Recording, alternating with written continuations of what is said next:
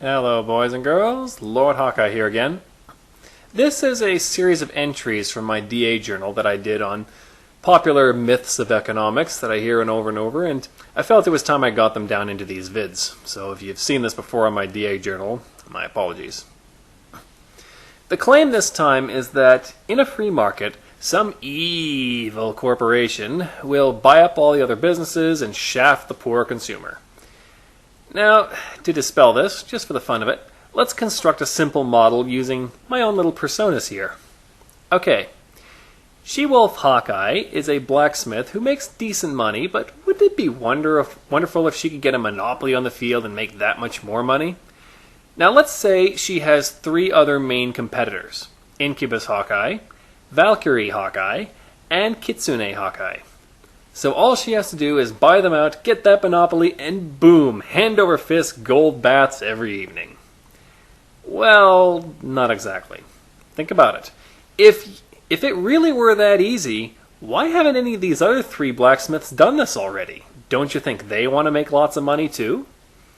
Yes, this is the first major flaw in this myth. It seems to work off the assumption that the would-be monopolist is the only one in the market out to make as much money as possible, but that's obviously not so.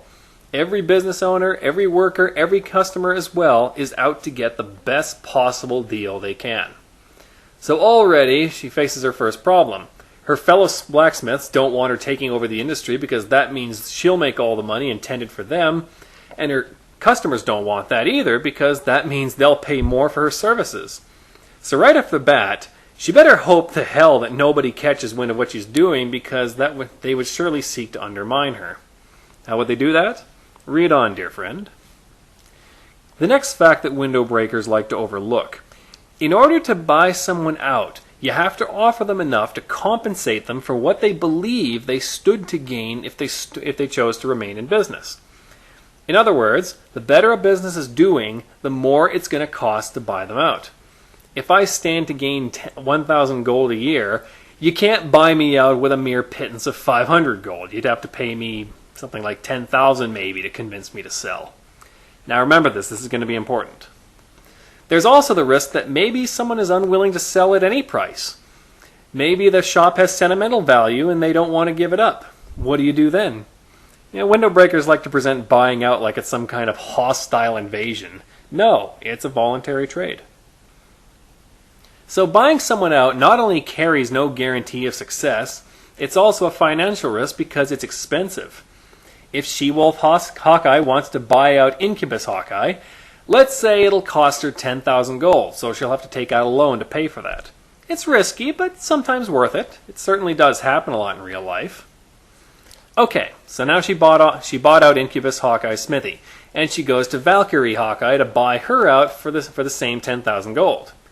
Valkyrie Hawkeye says no. Why not?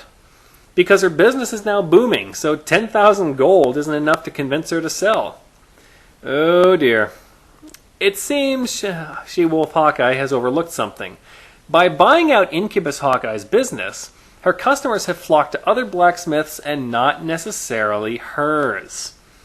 Many have displaced the Valkyrie smithy and with less competition, she stands to make more money now, so it's going to cost more to convince her to sell. She says she won't sell for any less than 20,000 gold. Ouch. So She-Wolf Hawkeye has to go even further into debt to buy her out. But lots of money awaits if she just buys out the last competitor, right? So she takes the plunge. Now all that's left is Kitsune Hawkeye. And oh dear, Kitsune's business has really taken off now that her only competitor is She-Wolf Hawkeye, who's now burdened with debt and has to raise her prices just to make the payments. And when asked, Kitsune Hawkeye laughs, and she says, "Why would I sell to you? Since you're now in debt and I'm not, I can undercut you easily and take all the business for myself." Yes, in a cruel irony, in trying to claim the whole market for herself, She-Wolf instead indebted herself, only to give it all to whichever competitor was the most patient in waiting for her to indebt herself and remove all the competition. So Kitsune instead gets massive profits, and She-Wolf is instead forced to close her doors and work in the mines for the rest of her life. How tragic. Of course, even if she did succeed in buying out all her competitors, she would still be massively in debt from the process, so it would be a long time before she was ahead again. She would also have no ability to stop an entirely new blacksmith from opening up and making her efforts for naught. Indeed, if you were some young entrepreneur and you noticed there was only one blacksmith business in the market who was completely weighed down by debt and so you could easily undercut them, of course you would invest. It'd be a brilliant opportunity. In fact, when Rockefeller tried to do this very thing, all people did was start up oil companies for the sole purpose of selling them to him for a markup. Obviously, that's not sustainable. And even worse than this, even if you do overcome all these obstacles and you keep the competition out, you're still limited in the amount you can charge before people will simply abstain from your services completely or seek alternatives.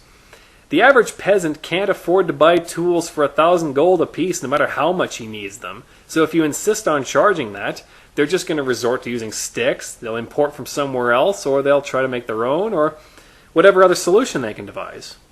So no, people, buying out your competition is not some magic money tree, because if it was, why isn't everyone doing this all the time? Remember, buying out competitors is not against the law. People do it all the time if they think it's financially viable to. The reason why people don't try and buy out all the competition is not because they're afraid of the government. It's because it's extremely risky, there's way too many things that can go wrong, and the potential gain isn't really worth it in the long run. No board of directors would ever approve of such a plan at any large firm. So, do you have an economy myth you'd like exposed for the wasteful superstition that it is?